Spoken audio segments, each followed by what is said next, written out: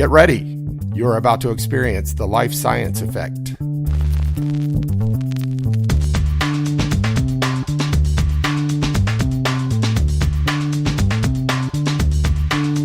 The most influential players in biotech, pharma, and medical device, bringing you their insights and inspirational stories. Are you ready to boost your career? Ready to set your medical innovation in motion? You have arrived at the right place. Every week, another industry leader, more insights, more inspiration, and tips you can implement right away to make your mark on the world. Welcome to the show, everybody. We have a really special guest via phone today. It's Larry Mager. He's an experienced medical device quality executive with tremendous success taking quality management systems to the next level at major global medical device companies. I've been lucky enough personally to get to work with Larry actually work for Larry on some of these initiatives that he's led, and I can really attest to his vision and his passion, which is really inspiring for improving the quality of quality management systems. So now he's able to leverage his decades of outstanding leadership and making his systems and his expertise available for any organization that wants or needs to improve. How close did I come to getting that right? Maybe Larry, fill in some gaps, introduce yourself, and what do you do, and maybe even something interesting about your personal life. Sure. Wow. Thank you for that introduction. That was amazing.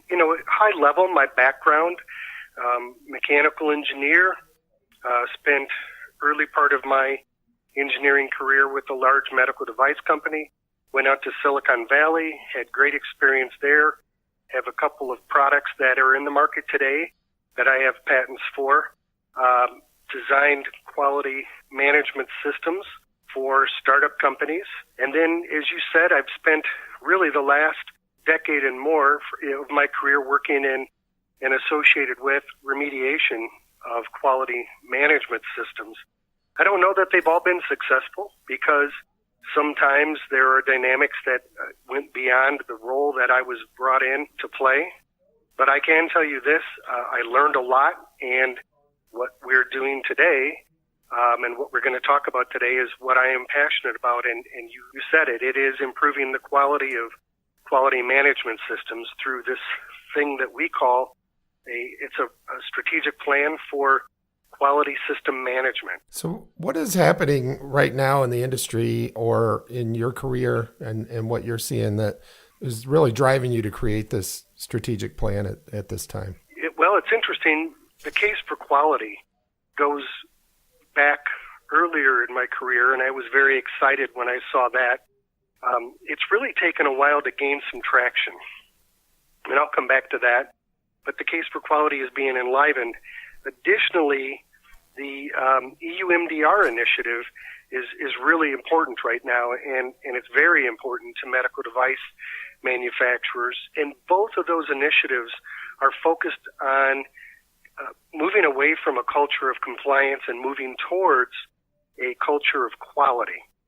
Going back to the case for quality, I'm very happy to announce that we are going to be actively participating in the case for quality program in 2019, and more to come on that, but we're very excited about that. They couldn't have picked a better champion. But for our listeners, some of them are in the pharmaceutical, biopharmaceutical, or maybe other areas of life science. Maybe just real quick, the FDA case for quality and the EU MDR, can you just briefly tell everybody what those are?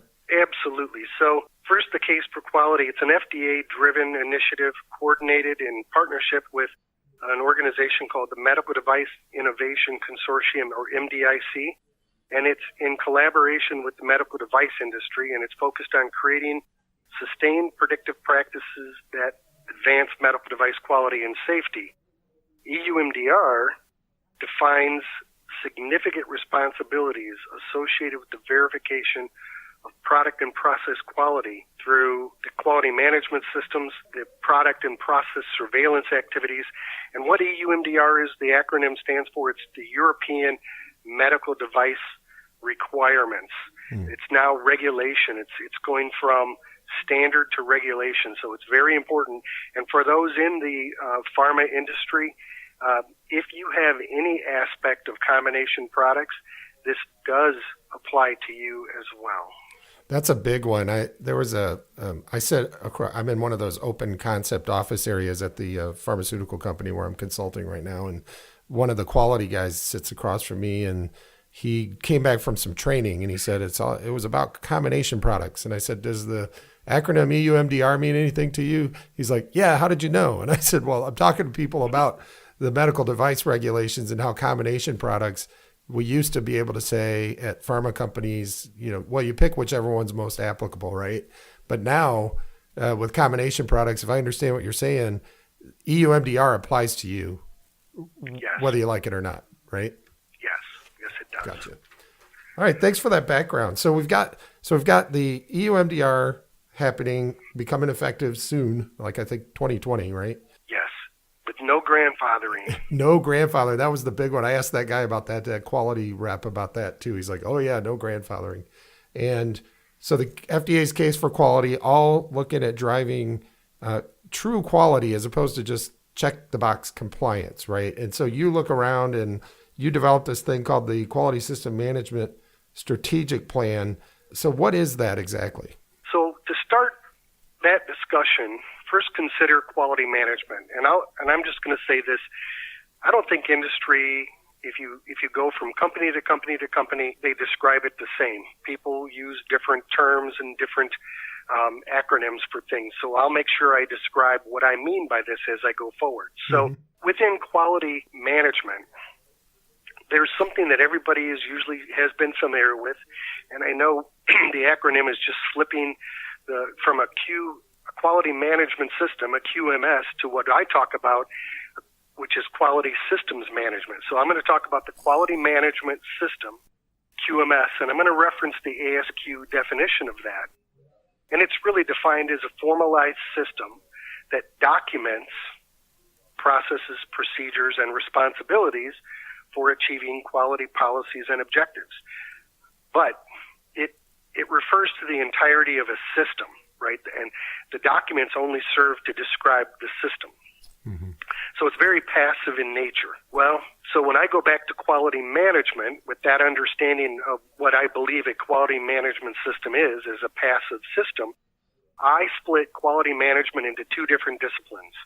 There's the traditional discipline that most companies are staffed for, which is quality operations. And by that, I mean execution of the quality management system or adherence to the existing quality management system. And in the quality organization, you typically have functions like QA, QC, QE. These are people that support the quality system. The second discipline is really where we're focused, and that's quality systems management.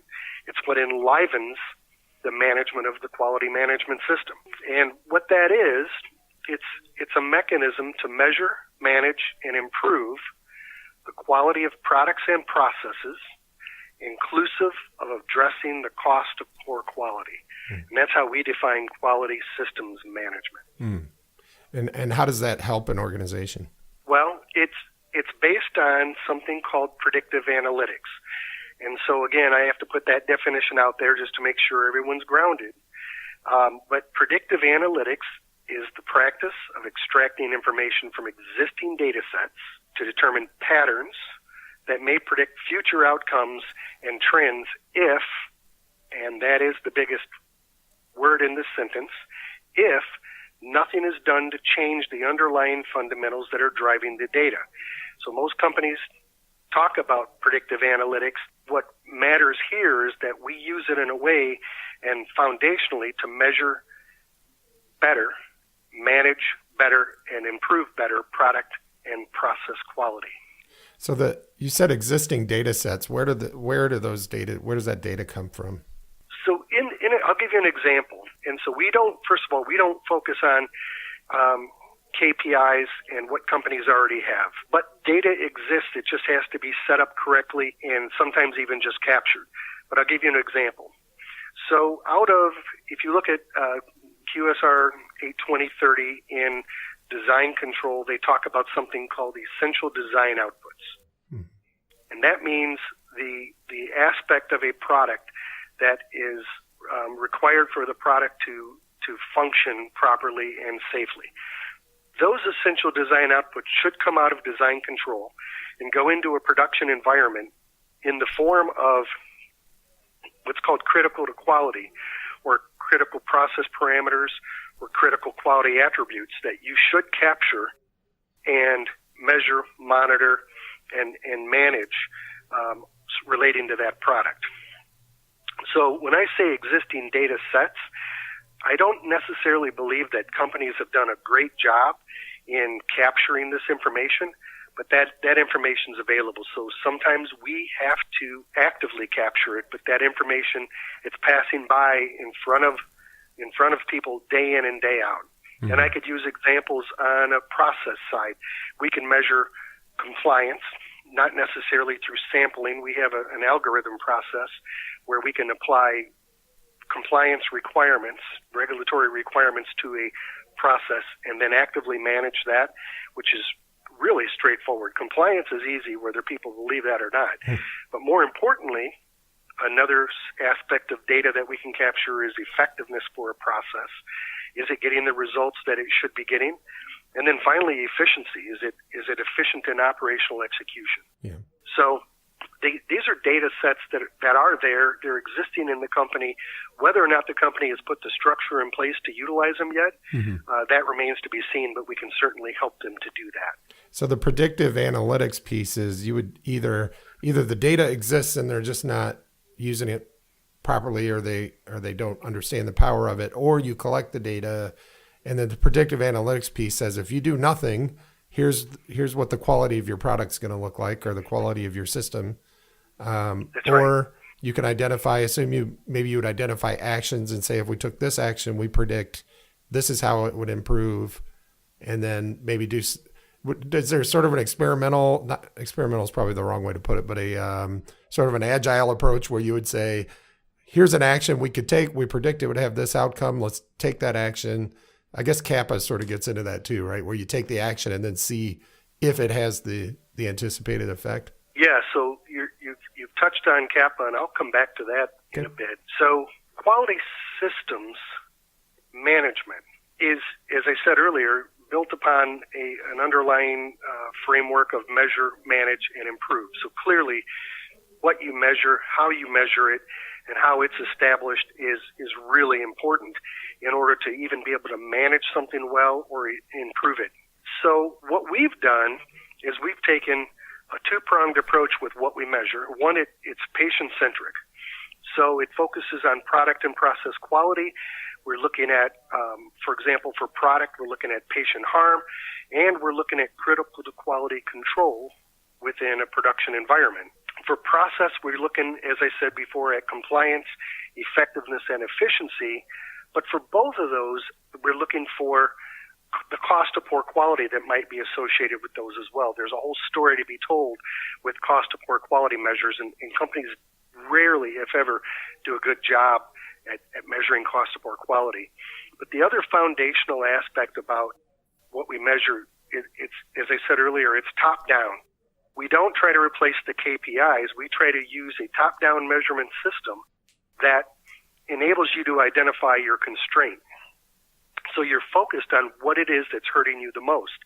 What's really important as well with how you measure is the approach is into how it's designed to be measured, how those things are designed to be measured in order to come up with what's called standardized measurement.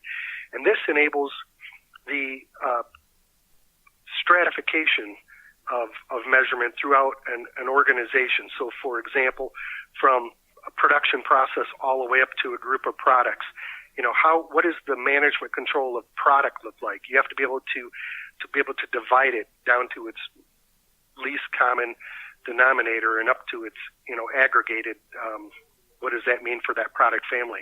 The same thing for QMS processes. You have to be able to go from a process to a subsystem to all the way up into across an enterprise if you need to aggregate it all the way up. So that's up top to bottom, but then you should be able to take any one in a large enterprise, any one process or one subsystem, and be able to compare it across those same things in another location, for example. Mm-hmm. So measurement is very important, and what we've done is developed an approach to measurement that I haven't seen before, and I believe it will really help an organization get its executives and management and people inside the organization get its mind around or get their minds around the product and process quality in a way that enables them to do something about it, to manage it, to make it actionable. And you mentioned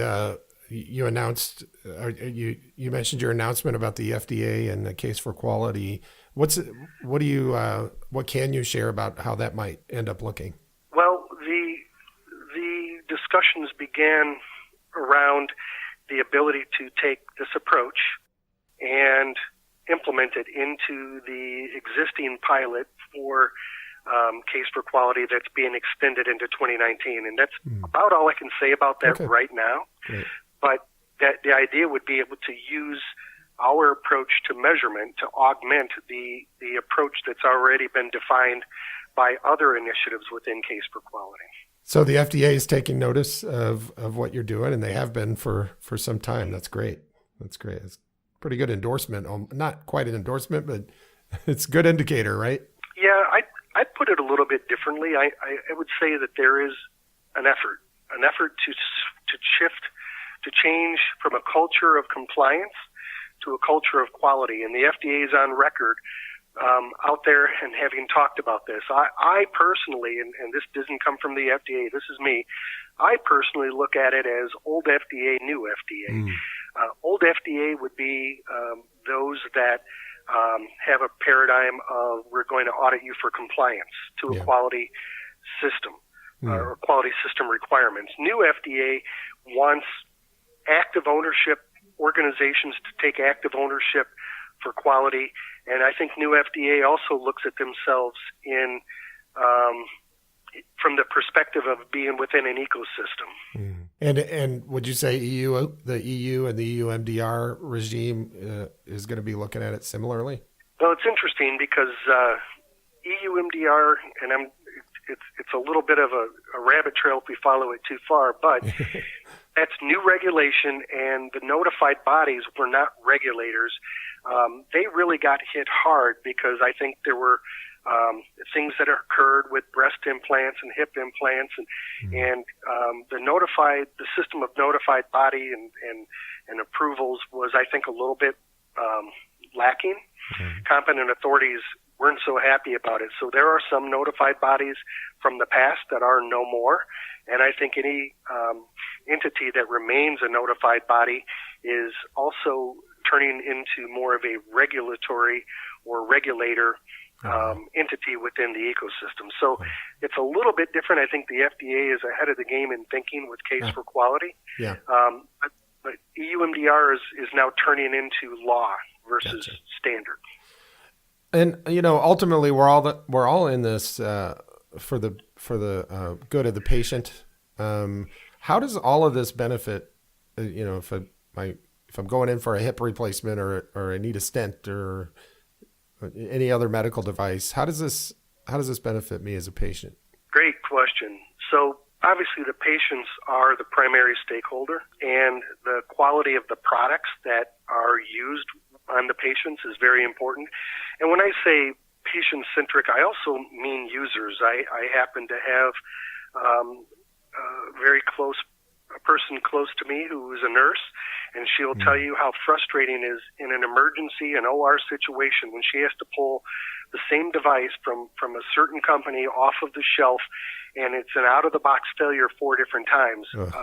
That impacts the user and it impacts the patient because they're waiting for critical care. So that's one aspect. Product quality is very important, but it's only a reflection of process quality, and that gets back to how does this culture of compliance transition into a culture of quality? So the benefit here, the direct benefit is that if we can provide the ability to better measure product and process quality, that enables executive teams, management teams to better manage their issues and identify what are constraints across those areas that I spoke of, and conduct more focused and timely improvement initiatives. That's good for everybody. Okay. So that was what our goal was, Yeah. and that's why our idea was to create a strategic plan for quality system management that could be applied to quality management systems. Before we take a brief break, is there anything that you wanted to mention that I just didn't ask the right question? I think the only thing that I would go back in the earlier part of our conversation and discuss would be more of the idea of the linkage between the production environment and bringing the control, the critical to quality control, back into production versus monitoring the failures in the market. And philosophically, what our solution does is if you think of that essential design output coming out of design control, well, that's one way to do it. But now that the product's in the market, we can see the product failure, and we can identify the essential design output, if you will, and go back and we can look at the control, we can look at the variation, the capability, the stability of the data around that, and do a much better job of protecting that patient.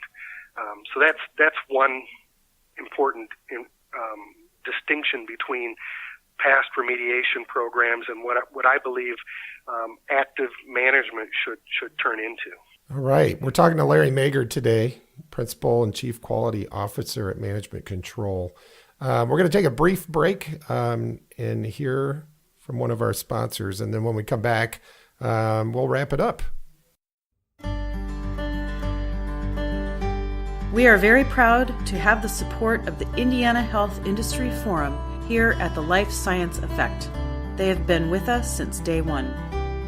IHIF provides guidance and leadership on public policy issues that contribute to innovation in the health science sector, deliver therapies to patients in need, and further the development and growth of their member companies. IHIF also works with the government and other groups to support specific initiatives and legislation. Also, if you need a connection in the health industry, give them a call. Go to ihif.org and they will hook you up. They have been a tremendous supporter of ours, so thanks again to the Indiana Health Industry Forum. Go check out ihif.org and support them like they support our life science community. Now, back to the show. So welcome back. We're talking with Larry Mager, Principal Chief Quality Officer at Management Control. Larry, before we get too much further, how can people learn more about this? You've given us a lot of information. I know you have a lot more that you could share. Where should people go to get more information? We have a website that within it, I post content that addresses aspects of this strategy topically, and it's in our blog. So the website is mgmt-ctrl.com, or mgmt-, some people call that a hyphen, ctrl.com. And I would say go to the blog, and then any questions you might have, you can reach out through info@managementcontrol.com and send an email, and that'll eventually get to me. Okay. And I would love to have a conversation with anybody out there about the different aspects of this, about quality. As you can tell, I'm passionate about quality, and I would love to talk about your organization and how I can help improve quality management within your organization. I'll repeat those at the end, but I wanted to make sure we got those out there in case somebody is sitting in their driveway and has to run in the house or something. So it all sounds great. And I know this has been a lifelong pursuit and passion for you, but what do you see as some of your biggest challenges with getting these things done these days? That's actually a great question. The dynamic, and that's why it was interesting earlier when you were talking about great successes. I would say that there are some remediation programs that I worked with where, I hate to say it, but I wasn't able to make as much of an impact. One of the biggest challenges is really, no matter what is there, there's a culture and a dynamic in people. If I could go back in time and have the solution that we have developed today, I think I could have been more effective. But it starts with being able to effectively communicate what the strategic plan is and why this will work better and why this will help an organization. Because if you can't inspire an executive team to move in a direction, they will move in a different direction. They will make their type A personalities typically, and they will make choices, right, wrong, or indifferent, and find out later what the consequences were. So, I think one of the biggest challenges is being able to define a strategic plan. I have seen organizations do remediation programs in so many different ways, and I would rather them understand more methodically how to approach it, but then how to also involve not only the executive team, but quite frankly, the people who work day in and day out in the processes within the quality system. Yeah. So that's the biggest challenge. It's communicating and getting across to good people so that they can, work within compliant, effective, efficient processes to create good product. That's a great point about, I've been fortunate enough to be able to watch some of what you've tried to do. And, on some of them, and I know you may not necessarily say this, but I'll be transparent about it. I saw some, depending on how you define success, even though maybe the quality system wasn't taken to the next level, some of the contractors and the consultants that, I put that in quotes, they had success because they made a lot of money not really defining a plan. So if you don't define a plan, and this is kind of me talking to the listeners now, if you don't define a strategic plan up front and get the executive team on board with what it is you're trying to do, there are plenty of contractors and consultants that will come and put lots of butts and lots of seats and bill you hourly for spinning your wheels and not when you don't know which direction you're headed. And you don't have to respond to that, but if you do have a response, I'll hear it. But it's really frustrating to me to watch how that dynamic goes, because it benefits some people for there not to be a plan. They could just sit there and bill hours, right? It does, and I do want to tread lightly. So yeah, absolutely. First of all, I will say there are a lot of very smart consultants, contractors out there who get placed into programs, and often, they're told to sit down, be quiet, and follow this plan. And there's a dynamic with people. If they know it's not right, they're still there to make money, but they'll follow that. Where that usually comes from, and I would encourage organizations to be very cautious and very planful before they embark upon a program. But I kind of put it in different categories. There are the big, well-known companies that will come in and very high dollar, and they, what I call, boil the ocean. They want to fix every aspect of the company. I contrast that with the plan that we've created, which identifies the constraints. It's a theory of constraints solution, and it's also very business-friendly because it focuses on that which ails your organization from a product or process quality perspective. The other thing I would say is, within these massive remediation programs, many companies tend to want to put their resources in. A lot of the companies, so there are the people that come with the big boil the ocean solutions.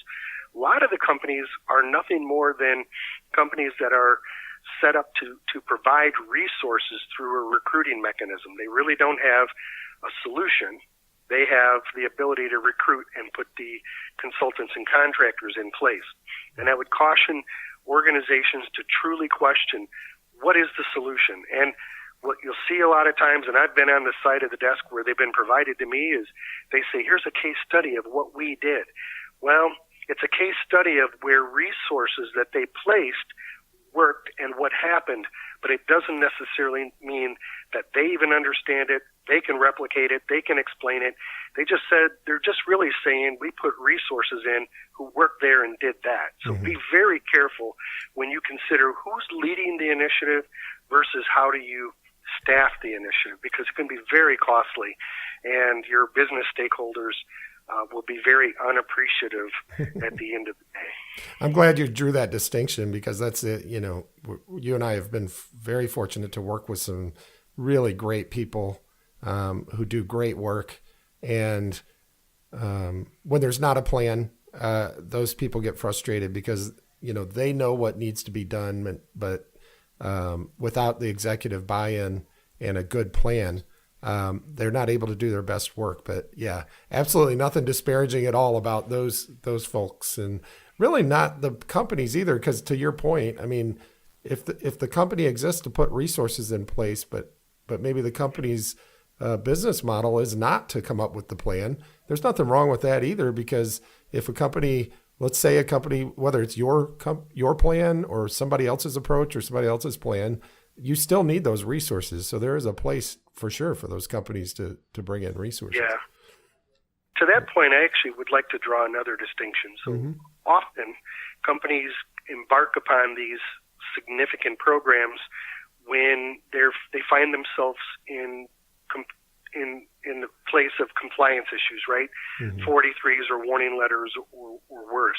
So they're not often capable, the companies, of creating the plans themselves, because obviously, and this is a big blind spot in industry, they arrived at a place, they're usually in denial, they usually believe that there's nothing wrong, and yet they still manage the initiative. That's a big mistake. But the other thing is there's nobody out there, except for the big boil the ocean solutions, nobody out there saying here's a practical solution. And I would even take it a step further. Do not wait until you're in a position of remediation. Start implementing, and that's the idea of creating this. I don't know of any other plan out there like this. This quality systems management plan, the strategic QSM plan, is designed to be implemented now. Yeah. Don't wait till you have a problem. It's to gain control over the things, visibility and control over the things that are creating poor product and process quality today. So I would say get engaged now. Do it as a part of your EU MDR program. Right. EU MDR requires product surveillance and quality system surveillance, so or process surveillance. So you can start by measuring product and process and starting to do the activities to improve that today as part of that program. And never stop. It gets back into this concept of quality management and management responsibility and management control of product and process quality. And that's what all of the stakeholders, whether you're a business stakeholder, regulatory stakeholder, or even patients, expect. Yeah. So don't wait. Do it now. Don't wait until you, what do I say? Don't wait till you're thirsty to dig the well. Yes, but the other thing is your well doesn't have to go deep. You start by addressing the constraints. So you put an active management structure in place, quality systems management structure in place, and then you address the improvement initiatives at a far less level, but on an ongoing basis than you would if you had to do a huge, significant remediation program. One other comment on the remediation program. Let's say somebody does come in with the absolute perfect plan, but the amount of work is immense. I was walked into one company with a program going on, and they had 1,000 people, I'm not kidding you, 1,000 contractors in that program. And I contend, I don't care who you are, you cannot manage that kind of chaos and do it well and have a good outcome. So I recommend putting something in place and using it to manage yourself, your product and process quality from this day forward. Great advice. Once again, it's Larry Mager.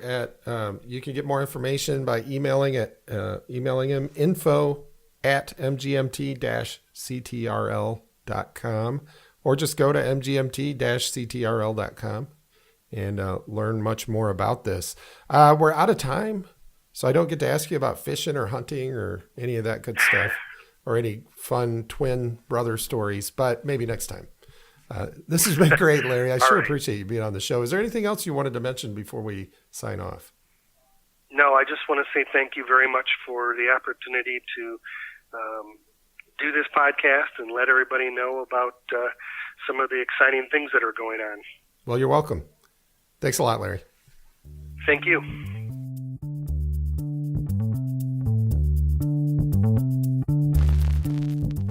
You have just experienced the Life Science Effect. If you liked it, be sure and leave us a review on Apple Podcasts. And more importantly, tell your colleagues, tell your boss, tell your friends. It'll make you look smart, and maybe it'll even get you a raise. Thanks again to our presenting sponsor, BPM Associates. Set your medical innovations in motion. BPM helps life science companies design, manage, and execute their most complex projects. What effect will you cause? Thanks to today's guest and to all of our guests. Who else should I be talking to? Send me an email at steven.vincent@bpm-associates.com. That's all for now. Thanks for listening, and go make something amazing happen.